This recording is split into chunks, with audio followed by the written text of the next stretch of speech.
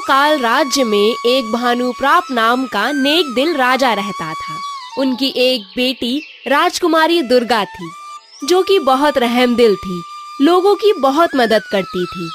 एक दिन राजकुमारी मंदिर के सामने बैठे लोगों को कपड़े और खाना दान कर रही थी कि तभी पंडित जी बोले, आप इन गरीबों के लिए कितना कुछ करती हैं राजकुमारी। आप सच में बहुत ही अच्छी बेटी और बहुत ही अच्छी इंसान हैं। सदा खुश रहो बेटी और अपने वैवाहिक जीवन में खूब फलो फूलो। धन्यवाद पंडित जी। जहाँ गरीब लोग राजकुमारी को अच्छे वैवाहिक जीवन के लिए दुआ दे रहे थे, वहीं एक जादूगर जिसका नाम विशैला था, वो छुपकर राजकुमारी की सारी बातें सुन रहा था। तभी वो खुद से बोला, आखिर मिल ही गई, इसी की तो मुझे तलाश थी। इतने बरस तक मैं इसको ही तो ढूंढ रहा था, पर मुझे अच्छे से परखना पड़ेगा, ये वही है या कोई और। इतना बोल उस जादूगर ने अपनी झोली से एक जादुई शीशा निकाला और उसे राजकुमारी दुर्गा की तरफ कर दिया, जिसमें राजकुमारी का अक्स नजर आने लगा, जो शीशे में एक सफेद नूर की तरह चमकने लगा। ये वही है, इसका दिल दुनिया में सबसे ज्यादा साफ और पाक है। इसने आज तक कोई बुरा काम नहीं किया। इस लड़की को मारकर इसके खून से मैं बन जाऊंगा इस दुनिया का सबसे बड़ा जादूगर और अमर हो जाऊंगा, जिसे कोई नहीं हरा सकेगा और ना ही मार सकेगा। इतना बोल वो जादूगर वहाँ से चला जाता है और राजकुमारी के विवाह के दिन का इंतजार करने लगता है। वो दिन भी आ गया जब राजकुमारी का विवाह राजकुमार देव से होने वाला था। दोनों बहुत खुश थे क्योंकि दोनों एक दूसरे से बहुत प्रेम करते थे। दोनों शादी के मंडप में थे।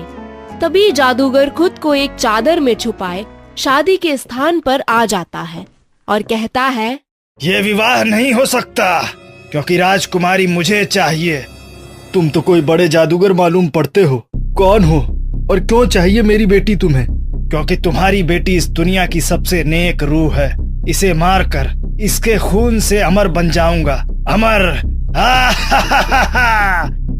ये सुनकर वहाँ सभी लोग डर जाते हैं। इससे पहले कोई कुछ करता या बोलता, जादूगर विशैला ने एक जादुई चाकू राजकुमारी के पेट में घोंप दिया, जिससे राजकुमारी 2 ही पल में मर जाती है और जादूगर हवा की फुर्ती से राजकुमारी की लाश को लेकर गायब हो जाता है। मेरी बच्ची, उसने किसी का क्या बिगाड़ा था जो उसके साथ इतना बुरा हुआ? ये दिन देखने से पहले मैं मर क्यों नहीं गया? मेरा ये राजपाट, दौलत, शोहरत भी मेरी बच्ची को बचा नहीं पाया। नहीं, ये नहीं हो सकता। मैं राजकुमारी दुर्गा से बहुत प्रेम करता था। अगर राजकुमारी जीवित नहीं तो मैं भी अपनी जान दे दूंगा। तभी पंडित जी कहते हैं, रुको राजकुमार, राजकुमारी फिर से जिंदा हो सकती है अगर तुम चाहो तो। क्या आप सच कह रहे हैं पंडित जी? क्या करना होगा उसके लिए मुझे? राजकुमारी जीवित हो सकती है क्योंकि एक तो राजकुमारी इस दुनिया की सबसे नेक और पवित्र रूह है, दूसरा राजकुमारी को जादू से मारा गया है। पर तुम्हें राजकुमारी को जिंदा करने के लिए कोहू घाटी की अंधेरी गुफा से वो जादुई पंख लाना होगा। आगे का रास्ता उसके बाद ही मिलेगा। कोहू घाटी से वो पंख? पर कोहू घाटी से आज तक कोई जिंदा नहीं लौटा पंडित जी। फिर राजकुमार कैसे? मैं वो पंख जरूर लाऊंगा महाराज। राजकुमारी दुर्गा फिर से जिंदा होंगी, आप चिंता ना करें। राजकुमार कोहू घाटी के लिए निकल जाते हैं और उसके सामने पहुंचकर वो घोड़ा बाहर ही छोड़कर अंदर चले जाते हैं। तभी ऊपर से पत्थर राजकुमार के ऊपर गिरने लगते हैं। तभी उसे एक रास्ता दिखाई दिया जिसमें आग जल रही थी। राजकुमार ने उस आग के रास्ते में जैसे ही कदम रखा, वो एक रोशनी भरा रास्ता बन गया। तभी उसे एक आवाज आई, आग का रास्ता चुनना तुम्हारा सही फैसला था, पर आगे और भी मुश्किलें आएंगी जिनको पार करना आसान नहीं होगा। तुम कौन हो और मुझे दिखाई क्यों नहीं दे रहे? सिर्फ आवाज सुनाई दे रही है तुम्हारी। मैं गुमनाम ही हूँ, पर तुम्हें समय बर्बाद न करके अपनी मंजिल की तरफ बढ़ना चाहिए। जैसे ही राजकुमार आगे बढ़ा तो कुछ अजीब से दिखने वाले बाजों ने उसे घेर लिया और राजकुमार पर अपनी टोंग मारने लगी, जिससे वो घबरा गया। तभी बाजों में से सबसे बड़ा बाज बोला, हमारे इलाके में कदम रखने की हिम्मत किसी में नहीं है। अब तुम यहाँ आ गए हो तो तुम्हें मरना होगा। हम सब तुम्हें मार डालेंगे। देखो, मैं यहाँ किसी गलत इरादे से नहीं आया। मुझे वो जादुई पंख चाहिए। राजकुमारी दुर्गा को उस जादूगर विशैले ने मार दिया है। मैं उसे फिर से जिंदा करना चाहता हूँ। मेरी मदद कीजिए। ठीक है, हम तुम्हारी मदद करेंगे, पर उसके लिए तुम्हें एक पहेली सुलझानी होगी। मैं तैयार हूँ। 2 मंजिल जमीन के नीचे, 1 मंजिल जमीन के ऊपर, वहीं मिलेगी तुम्हें तुम्हारी मंजिल। इसका क्या मतलब हुआ? और ये सारे बाज कहाँ गायब हो गए? राजकुमार आगे बढ़ जाता है। तभी उसे कुछ सीढ़ियां नजर आती हैं, जिन पर चढ़ते हुए राजकुमार एक अंधेरी सी जगह पहुंच जाता है। तभी उसे एक दरवाजा नजर आता है, जिसे वो खोलने की कोशिश करने लगता है। लाख कोशिशों के बावजूद भी वो नहीं खुलता। ये तो खुल ही नहीं रहा। जादुई पंख लाने का सिर्फ एक यही रास्ता है, पर ये दरवाजा कैसे खोलूं? बहुत सोचने के बाद भी राजकुमार को कोई तरकीब नहीं सूझती दरवाजा खोलने की। तभी उसकी नजर वहां रखी एक मूर्ति पर पड़ती है, जिसपे एक पंख का निशान बना हुआ था। इस मूर्ति में ये पंख का निशान, कहीं ये उसी पंख का निशान तो नहीं है जिसे लेने मैं आया हूँ? कहीं इस मूर्ति से तो दरवाजा नहीं खुलेगा। राजकुमार ने मूर्ति पर जैसे ही हाथ रखा, तभी वो पंख का निशान चमकने लगा और वो मूर्ति हिलने लगी, जिससे वो दरवाजा खुल गया। अरे वाह, ये दरवाजा तो खुल गया। इस मूर्ति से ही रास्ता होकर जाता था। तू सच में बहुत बुद्धिमान है राजकुमार। तूने ये मुश्किल भी पार कर ली। अब समय है अगले पड़ाव का। आप हैं कौन, जो बस सुनाई दे रहे हैं, दिखाई नहीं? मैं इस गुफा का रक्षक हूँ। अब आगे बढ़ो, समय कम है तुम्हारे पास। राजकुमार जैसे ही अंदर जाता है, तभी उसे एक तहखाना नजर आता है, जिसे देख राजकुमार सोचने लगता है, क्या मुझे इस तहखाने में जाना है? पर इस तहखाने में मुझे वो पंख कैसे मिलेगा? कहीं मैं रास्ता भटक तो नहीं गया? अगर ऐसा हुआ तो मैं राजकुमारी को फिर से जीवित करने में असफल रहूंगा। क्या करूं, कुछ समझ नहीं आ रहा। तभी राजकुमार सोचता है, उस गुमनाम आवाज ने कहा था, 1 मंजिल ऊपर 2 मंजिल नीचे। इसका मतलब ये हुआ, पहले मैं सीढ़ियां चढ़ा और फिर अब ये तहखाना जो मुझे दूसरे मंजिल पर ले जाएगा। इसका मतलब मैं रास्ता नहीं भटका, मुझे वो पंख यहीं मिलेगा। ये देख राजकुमार खुश हो जाता है और तहखाने में चला जाता है। तभी एक सफेद रंग का बड़ा सा जानवर राजकुमार की तरफ उसे मारने को बढ़ने लगता है। आज तक कोई मेरी गुफा तक नहीं पहुंच पाया। तुम कैसे पहुंच गए? तुम्हारी मौत ही तुम्हें यहाँ लाई है। अब तुम जिंदा नहीं बचोगे। एक बार मेरी बात तो सुन लीजिए। मैं यहाँ किसी बुरे इरादे से नहीं आया। मैं जिससे बेहद प्रेम करता था, उससे मेरी शादी होने वाली थी, परंतु विशैला जादूगर ने उस राजकुमारी को मार दिया, जिससे वो अमर हो जाएगा। मेरी मदद कीजिए, मुझे आपका पंख चाहिए। एक आप ही हैं जो मेरी मदद कर सकते हैं। ये सुनकर उस सफेद से जानवर की आंखों में आंसू आ जाते हैं। क्या हुआ, तुम ऐसे रोने क्यों लगे? मैं भी किसी से बेहद प्यार करता था। उस विशैला जादूगर ने मेरी महबूबा को भी मार दिया। तब से मैंने खुद को यहाँ कैद करके रख लिया था। तुम्हारे साथ बहुत गलत हुआ है। हम दोनों का दर्द एक जैसा ही है। अगर मेरी वजह से वो विशैला जादूगर मर सकता है तो मैं तुम्हारी मदद जरूर करूंगा। तभी वो सफेद जानवर अपने ऊपर से एक पंख तोड़कर राजकुमार को देता है और साथ में थोड़ा जल भी देता है। आपका बहुत बहुत धन्यवाद। आपका ये उपकार मैं हमेशा याद रखूंगा। परंतु ये जल क्यों? मैं इतने समय से उस जादूगर को मारने की कोशिश कर रहा था, पर मार नहीं पाया। फिर मैंने ये जल हासिल किया, पर मैं यहाँ से बाहर जाने की हिम्मत ही नहीं जुटा पाया। तुम ये जल उस जादूगर पर छिड़क देना, जिससे उसकी मौत हो जाएगी। ठीक है, मैं चलता हूँ। राजकुमार वो पंख और जल लेकर गुफा से बाहर आ जाता है और सीधा राजमहल आ जाता है, जहां राजा और पंडित दोनों थे। राजकुमार, तुम ठीक हो ना? और क्या वो जादुई पंख तुम ले आए? हाँ महाराज, ये देखिए, हम सही सलामत वापस भी आ गए और वो पंख भी ले आए। अब आप देखना, सब ठीक हो जाएगा। बहुत जल्द राजकुमारी हमारे साथ होंगी। प्रभु करे ऐसा ही हो। हमें तुम पर नाज है राजकुमार, और विश्वास भी कि अब हमारी बच्ची वापस हमारे पास होगी। इतना आसान नहीं है राजकुमार। पंख ले आना तो एक छोटी सी परीक्षा थी। जादूगर विशाला को हराना आसान नहीं होगा। मैं हर चुनौती के लिए तैयार हूँ पंडित जी। मैं अभी फौरन ही जादूगर के ठिकाने की तरफ निकलूंगा। आप बस उस जादूगर का पता बताइए। पंडित राजकुमार को जादूगर के ठिकाने के बारे में बता देता है और राजकुमार जादूगर के ठिकाने की तरफ चलने लगता है। उधर जादूगर अपनी छोटी सी झोपड़ी में बैठा हुआ काला जादू कर रहा था। उसने राजकुमारी की लाश को सामने लिटाया हुआ था। उसे देखकर बोला, बस एक विधि और राजकुमारी, मैं फिर से तुम्हारी वजह से अमर हो जाऊंगा। मुझे कोई नहीं मार पाएगा। इतना बोल विशैला कुछ मंत्र पढ़ने लगता है। तभी राजकुमार उसकी झोपड़ी में जैसे ही कदम रखता है, विशैला को पता चल जाता है और वो मुड़कर राजकुमार से कहता है, लगता है जिंदगी से प्यार नहीं है तुझे, जो इस मरी हुई राजकुमारी की वजह से यहाँ अपनी जान जोखिम में डालने आ गया। जिंदगी का समय तो तेरा पूरा हो चला है जादूगर। मैं अपने साथ तेरी मौत भी लाया हूँ। ये देख। नहीं नहीं नहीं, मुझसे दूर रहो। इस जल को दूर रखो मुझसे। मुझे अमर बनना है, मुझे मरना नहीं है। तूने सोचा एक भी बार राजकुमारी की जान लेते हुए जो मैं सोचूं? देखो देखो, मुझसे दूर रखो इस जल को, वरना मैं अपने जादू से तुम्हें मार डालूंगा।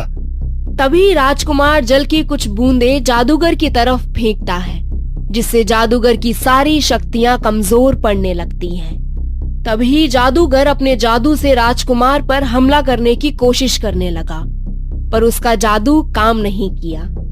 मैं जादू क्यों नहीं कर पा रहा हूँ? मेरी शक्तियां कमजोर क्यों पड़ रही है? क्योंकि ये पवित्र जल ने तुझे बांध दिया है।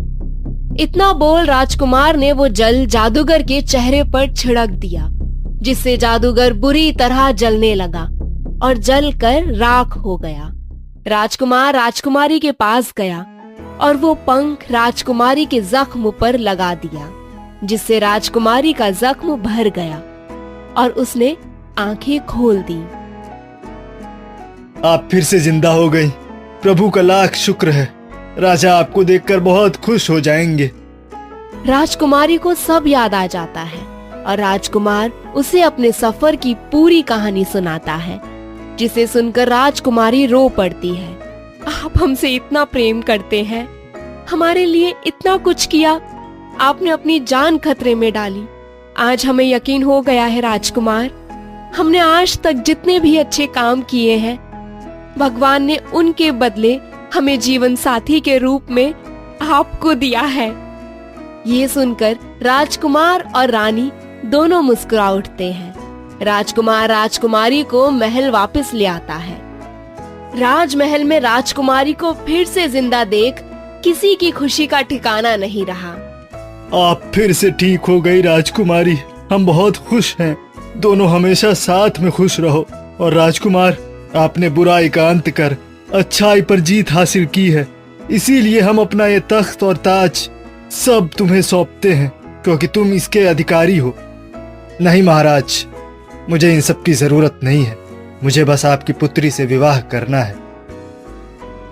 राजा दोनों का विवाह करवा देते हैं और राजकुमार के लाख मना करने के बावजूद भी राजकुमार को अपना राजपाट सौंपकर उसे राजा घोषित कर देते हैं।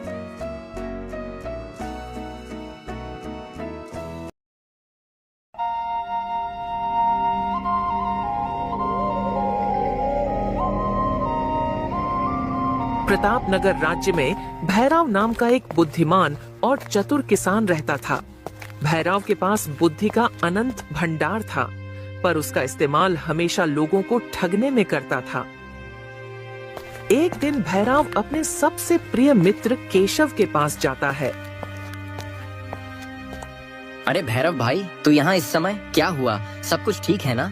अब तुझे क्या बताऊं मेरे भाई, तू तो जानता ही है ना कि मेरे परिवार का हालात पूरी तरह से खराब हो गई है और अपने सेठ से मैं पूरे 2 महीने की मजदूरी के पैसे लेकर घर जा रहा था, पर रास्ते में ही कुछ लुटेरों ने मुझे लूट लिया।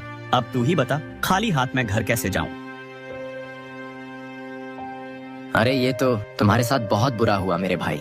हाँ भाई, मुझे एक बात समझ में नहीं आ रही है कि तेरे पास तो जमीन है ना, तो फिर तो मजदूरी क्यों करता है? और तो और 2 महीना की पगार एक साथ क्यों ली तुमने? अब तुझे क्या बताऊं मेरे दोस्त, जमीन पर फसल उगाने के लिए पैसे नहीं थे मेरे पास, इसलिए मैंने मजदूरी की और पैसे 2 महीना का पगार एक साथ इसलिए लिया था ताकि बीबी बच्चों का खर्च और अपने जमीन पर फसल लगा सकूं। पर सब कुछ बर्बाद हो गया। अब मैं घर कैसे जाऊं? तेरी भाभी पूजा को कैसे अपना मुंह दिखाऊंगा? इतना कहने के बाद भैरव ने रोना शुरू कर दिया। भैरव को रोता हुआ देखकर केशव उदास हो गया। तुम परेशान मत हो मेरे दोस्त, एक काम कर, तू मुझसे उधार ले ले, जब तेरे पास पैसे होंगे तब तू वापस कर देना। ये सुनकर भैरव की आंखों में एक खुशी के चमक उठी। अरे वाह, ये हुई ना बात, फंस गया ये मेरे झूठ मुठ के जाल में। मेरे भोले भाले दोस्त केशव, अब तुझे तेरा पैसा कभी नहीं मिलेगा।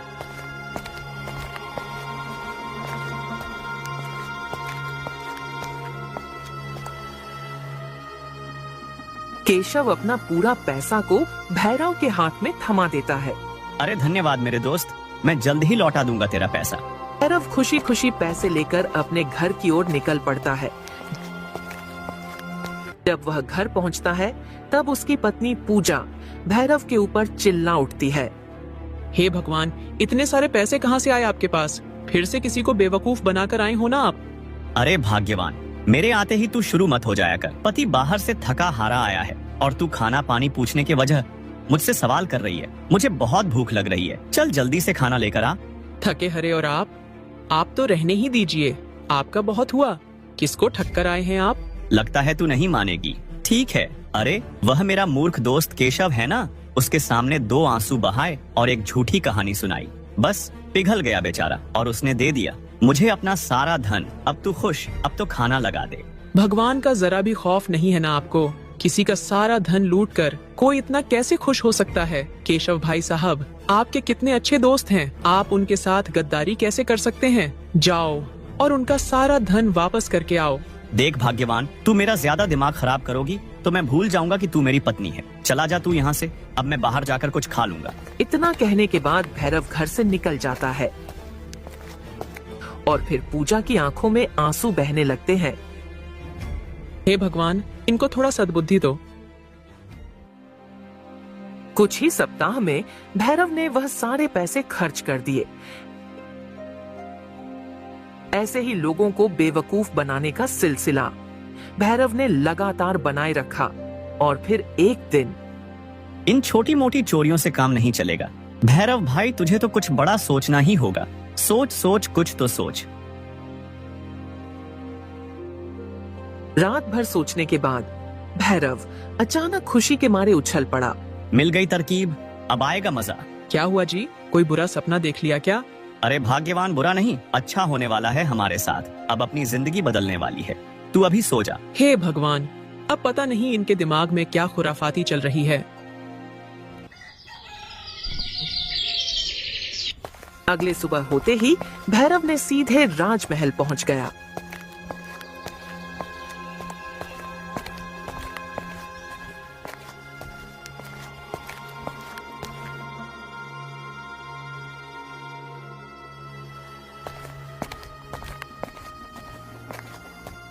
महाराज, कोई गरीब आदमी आपसे मिलना चाहता है, बहुत रो रहा है, लगता है बेचारे के साथ बहुत गलत हुआ है, बस एक बार आपसे मिलना चाहता है महाराज। ठीक है मंत्री जी, उस आदमी को हमारे सामने पेश करो। जो हुक्म मेरे महाराज।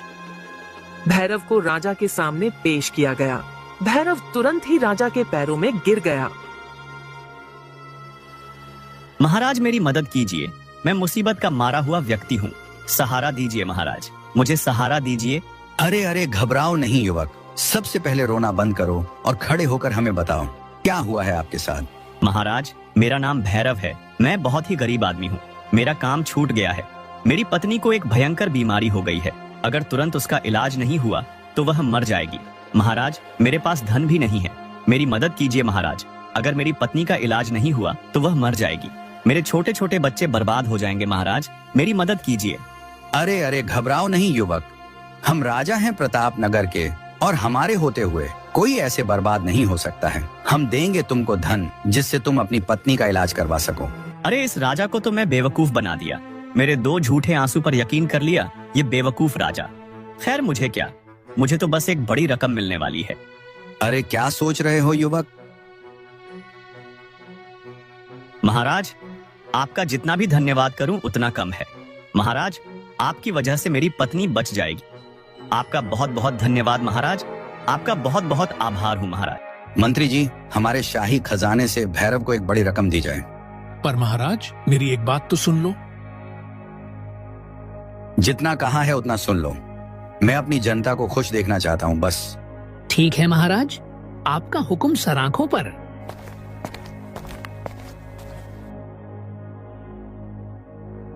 भैरव को एक मोटी रकम मिल गई, जिसे लेकर वह खुशी खुशी वहां से चला जाता है।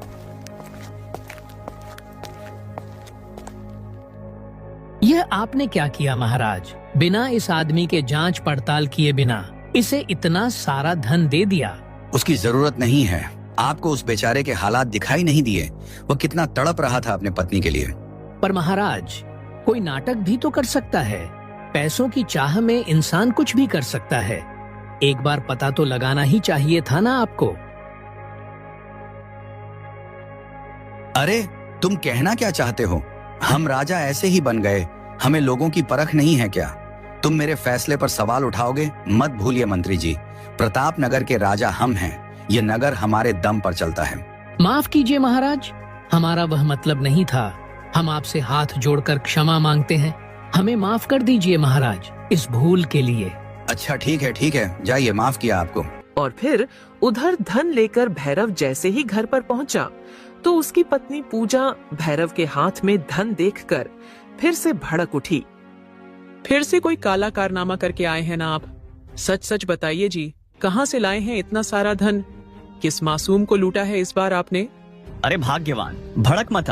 आज तो मैं बहुत खुश हूँ। मुझे आज तो तेरी वजह से इतना सारा धन मिला है मुझे। मेरी वजह से मतलब? हाँ, तेरी ही वजह से। और इस बार किसी मासूम लाचार को नहीं ठगा है, बल्कि इस राज्य के राजा वीर प्रताप को ठग कर आया हूँ। ये सुनते ही पूजा की पैरों तले जमीन खिसक गई। हे भगवान, इस बार तो अपने महाराज को ही ठग लिया। वह हमें नहीं छोड़ेंगे, इस बार वह हमें नहीं छोड़ेंगे। अरे तू डर मत, तुझे सब बात बताता हूँ। भैरव ने सारी कहानियां पूजा को बता दिया, जिसे सुनकर पूजा के आंखों में आंसू आ गए। आज तो अपने गिरने में हद ही कर दीजिए। अब बहुत हो गया। ये हराम की कमाई न मैं खाऊंगी और न ही अपने बच्चों को खिलाऊंगी। मैं इस घर को अभी छोड़कर मायके जा रही हूँ। अरे यह हराम और हलाल कुछ भी नहीं होता है। और क्या घर जाने की बात करती हो? तुम कहीं नहीं जाओगी, वरना मेरा हाथ उठ जाएगा। मेरा और मेरे धन के बीच में कोई नहीं आएगा, तुम भी नहीं, वरना। मैं भी देखती हूँ आप मुझे जाने से कैसे रोकते हैं। मैं अपने बच्चे को आपके जैसा कभी नहीं बनाऊंगी।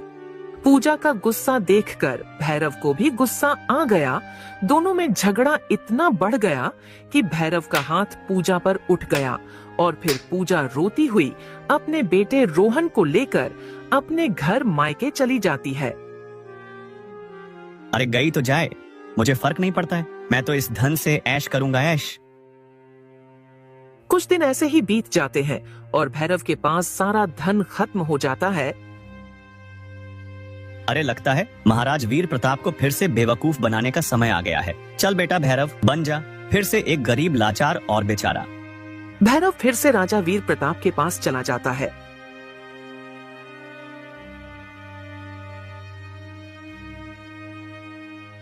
अरे तुम तो वही युवक हो ना? अब कैसी है तुम्हारी पत्नी? ठीक है ना? अब क्या बताऊं महाराज, मैंने जो भी धन कमाया था और जितना भी धन आपसे मिला था, सब अपनी पत्नी के इलाज में लगा दिया, पर फिर भी मेरी पत्नी बच नहीं पाई महाराज। ये तो तुम्हारे साथ बहुत बुरा हुआ युवक। हमें बहुत अफसोस है इस बात पर। इतना ही नहीं महाराज, मेरे पास कोई रोजगार भी नहीं है और घर पर जमीन भी बिक गया है। बच्चे सड़क पर आ गए हैं। महाराज, बच्चों को खिलाने को कुछ भी नहीं है। अब ऐसे में आप ही मेरी मदद कर सकते हैं। महाराज, मेरी मदद कीजिए, मेरे भूखे बच्चों पर दया कीजिए महाराज। हमें अफसोस है इस बात पर, लेकिन नीति के विधान को हम क्या कर सकते हैं। लेकिन आप चिंता मत कीजिए, हम आपको महल में नौकर का काम और रहने के लिए जगह दे सकते हैं।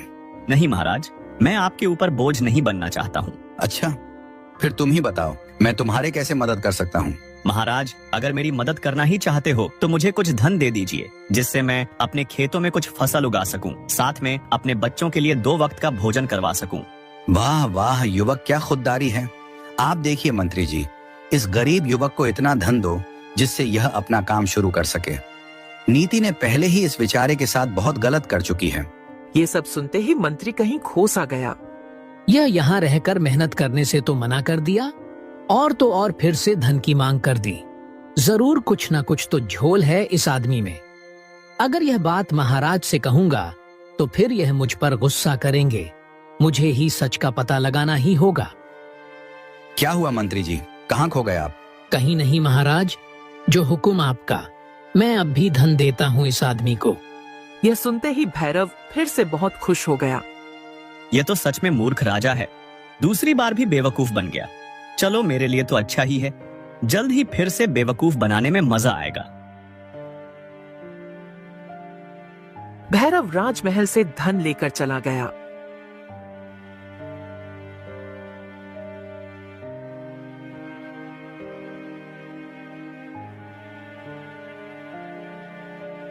अरे क्या हुआ मंत्री जी, आप कुछ उलझे उलझे लग रहे हैं। सब कुछ ठीक है ना?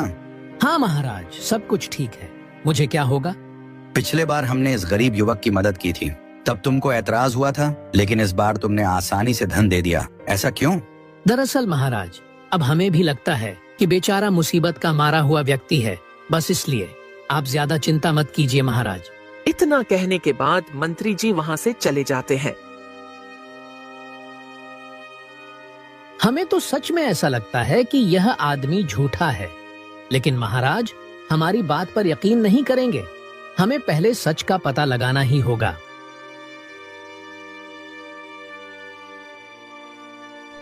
फिर कुछ महीने ऐसे ही बीत जाते हैं। भैरव का धन फिर से खत्म हो जाता है तो उसने फिर से राजमहल की ओर निकल पड़ता है। महाराज, सब कुछ फिर से बर्बाद हो गया। मेरी मदद कीजिए महाराज, मेरी मदद कीजिए। फिर से क्या हुआ युवक, तुम बहुत दुखी लग रहे हो। महाराज, आपने जो धन दिया था उसका मैं जमीन खरीद लिया था, यह सोचकर कि दिन रात मेहनत करके अपना फसल उगाऊंगा और मेहनत करके अपने बच्चों को खाना खिलाऊंगा, पर सब कुछ बर्बाद हो गया। सब कुछ बर्बाद हो गया महाराज। ऐसा भी क्या हो गया युवक, हमें भी तो बताओ, हम तुम्हारे मदद जरूर करेंगे। महाराज, मैंने वैसा ही किया। मैंने दिन रात मेहनत करके फसल उगाई थी, पर अब जाकर देखा तो मेरी फसल को कीड़े बर्बाद कर दिए हैं। सब कुछ खत्म हो गया महाराज, फिर से सब कुछ खत्म हो गया। हे भगवान, इस आदमी के साथ ऐसा गलत क्यों होता है? मुझे फिर से इसकी मदद करनी होगी। अच्छा, तुम चिंता मत करो और बताओ तुम क्या चाहते हो।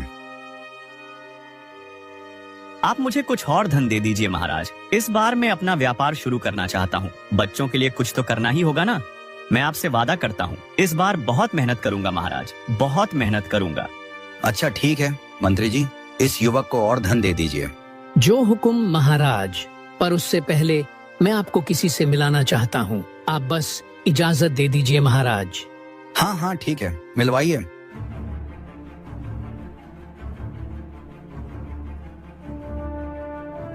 अरे ये तो पूजा मेरी पत्नी है, ये यहाँ क्या कर रही है? इसके बारे में तो महाराज को मैंने बोला था कि यह मर चुकी है। अब मुझे महाराज से कोई नहीं बचा सकता है। भगवान, अब मैं क्या करूं? मुझे कुछ तो सोचना ही होगा। हाँ, एक तरकीब मिल गई है। मंत्री जी, ये दोनों कौन हैं? यह बेचारे भैरव की वही पत्नी है जिसके बारे में भैरव हमें बताया था कि यह मर गई है। हमें कुछ समझ में नहीं आया मंत्री जी।